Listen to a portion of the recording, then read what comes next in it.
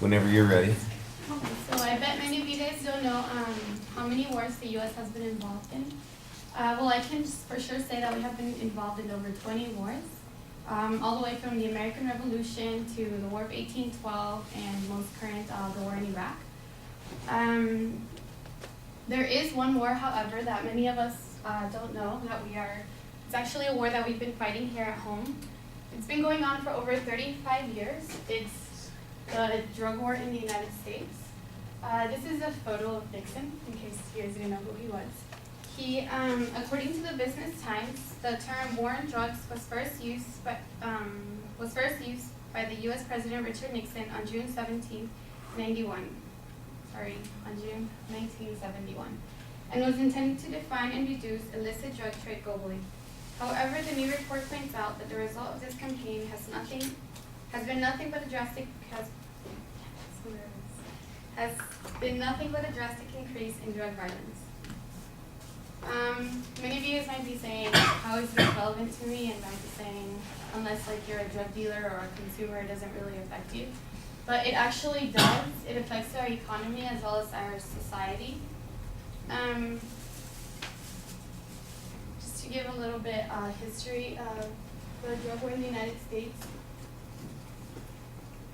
It's been going on for more than 35 years, even though it was in 1971 that Richard Nixon decided to declare the war. And he even stated that it was the #1 public enemy.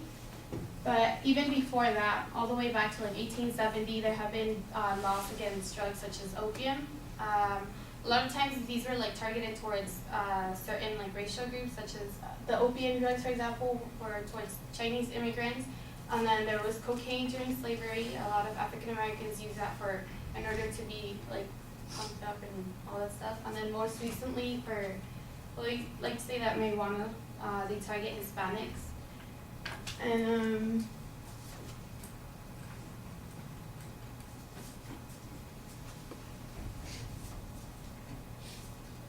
so to begin with, how it affects our economy.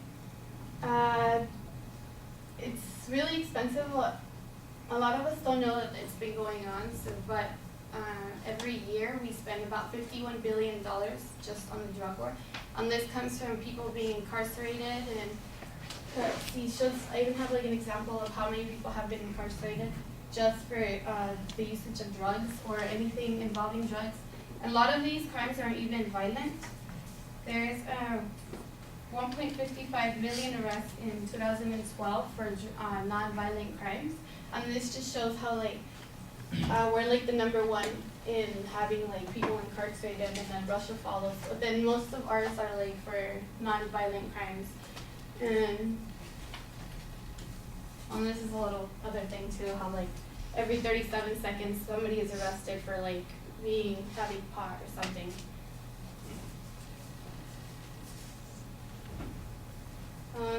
Also, another thing I wanted to talk about was how, even though like we have a war here in the United States and we spend so much money on it and everything, it's not working properly, because if you guys have noticed, like all on the news, like all this war crime and drug violence from like Mexico and Colombia and all this.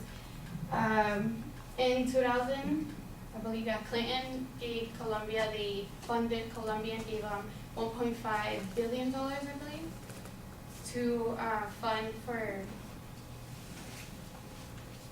stop Colombia, like to aid Colombia in helping them stop the production of drugs.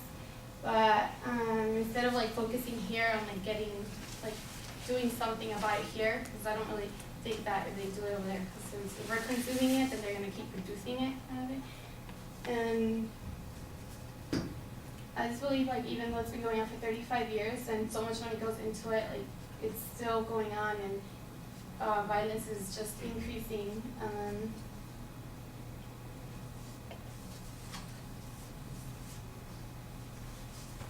I just thought it was an interesting topic, especially right now with the government shutdown. I'm pretty sure all of you guys are aware of it. How like they can't, I know it's irrelevant, but it has to do with like our economy, once again, how it affects us. Well, despite like supposedly everything being shut down right now, like a lot of funds are closed, such as I don't know, like veterans, like giving their money and all that stuff. The DEA is still being funded today to, like, for all us to, like, to stop, to continue the drug on war, despite it not being that much of, like, it's not really decreasing the usage of drugs.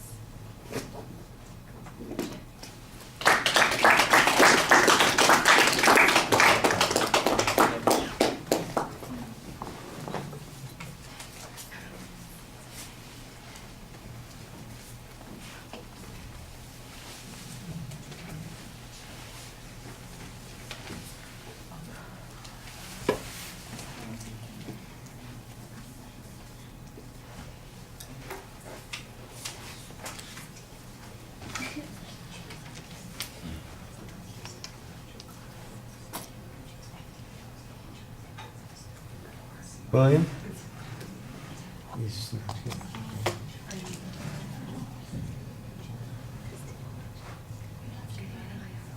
All right, give me a second here.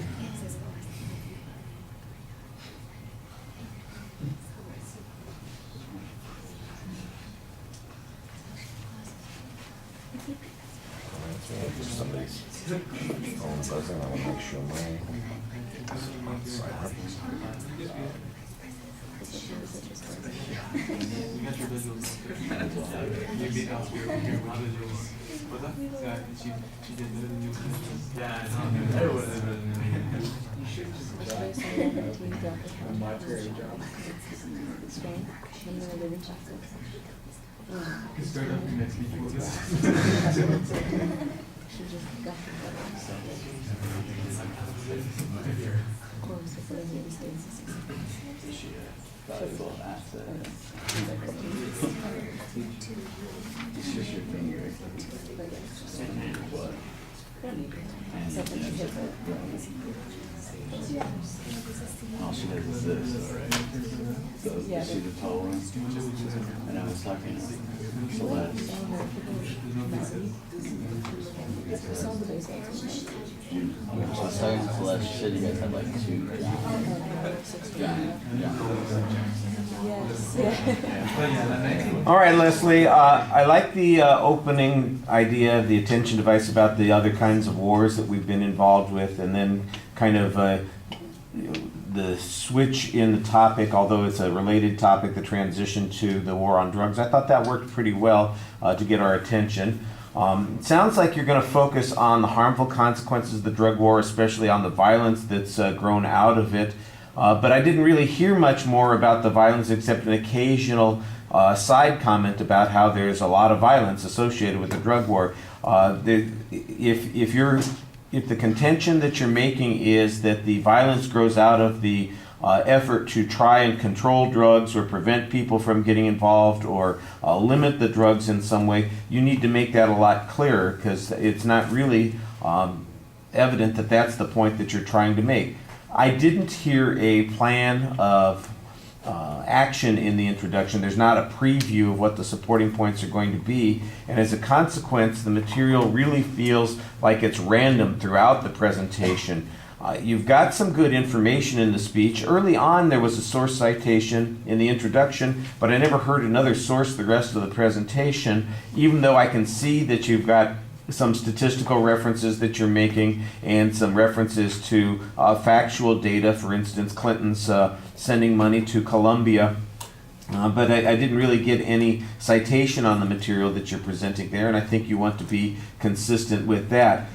The problem that I have is really with the organization and the information. It doesn't feel like it's been planned out. It feels very random, and one of the things that adds to the randomness of it is the way the visuals are working too, because you basically have all of your visuals are up the whole time that you're speaking. We're not focusing on one thing at a time. It's not building and supporting a particular point. It's all background, and sometimes you walk back and point at something to emphasize an idea, but it's not really integrated into the speech the way it needs to be. And I think that that's one of those things that when you have to plan a transition, when you're going to say, I'm going to show this at a particular time, it forces you to think about that a little bit more. And so you're missing the opportunity to do that.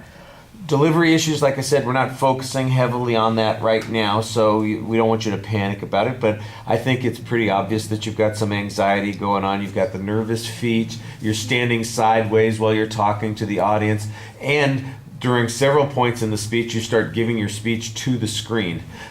So it's almost like we're in the background, and that's where your focus of attention is. And you really want us to be the focus of attention, and that's supposed to help us. And you're kind of treating it the reverse way. So that'll be something that you'll have to work on a lot more for the next assignment, because that's really what we're going to be stressing next time. All right, thank you.